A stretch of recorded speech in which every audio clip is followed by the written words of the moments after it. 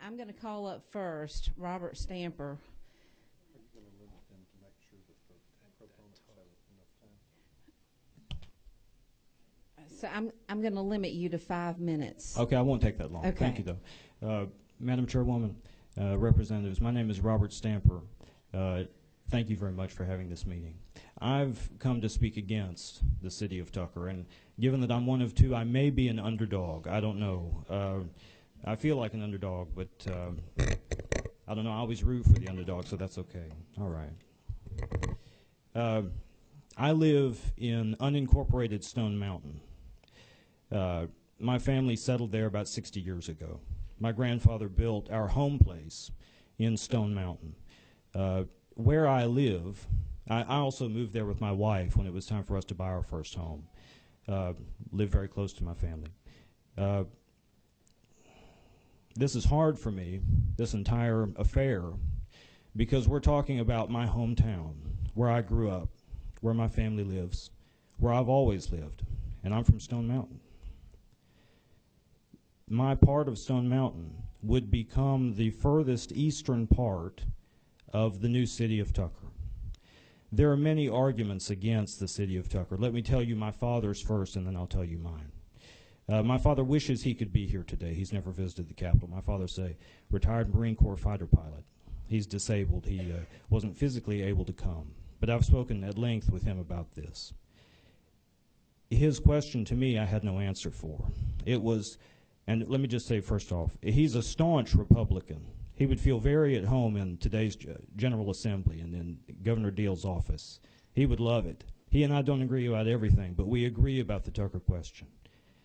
As a lifelong conservative, his question to me was this: where is the overlap between traditional values of fiscal conservatism and limited government and the effort to create a city of Tucker, which would cost $16.6 million a year, according to the proponents' own calculations, out of which there will be charged to the citizens and business owners of Tucker at least $1.8 million of new fees that they'll have to start paying because the city was created, which includes nearly a tripling of the franchise fees that we all pay for electricity, which also includes over $5 million for mayor/admin.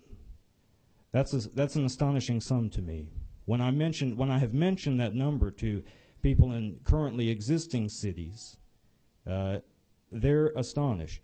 That number elicits guffaws that the government that Mr. Allman and would want to create and that my representative is supporting would cost over $5 million a year. Doesn't sound good. His other point is, how does limited government, how are these values served by the creation of an additional new layer of government sandwiched in among all the ones we already have? Why don't we try to fix our problems without creating new, more government? And I don't know why. Those are his rationale. My rationale is somewhat different. I feel that it's morally wrong. It isn't right.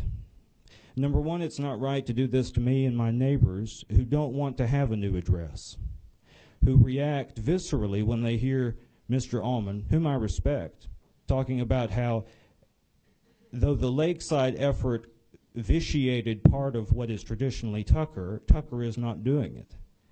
That's a stunning thing to hear because he's doing it currently to me and to my family and to my home. He believes his territorial integrity was violated. But cruelty in response to cruelty is not a virtue. And that's what I'm experiencing right now.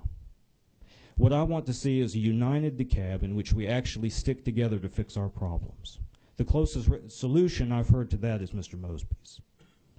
That at least gives us a chance to solve our problems on our own without balkanizing the county in which I was born and raised, because that would be wrong. It disturbs me to hear the lady who's here representing CEO May talking about how the county has nothing against the creation of new cities.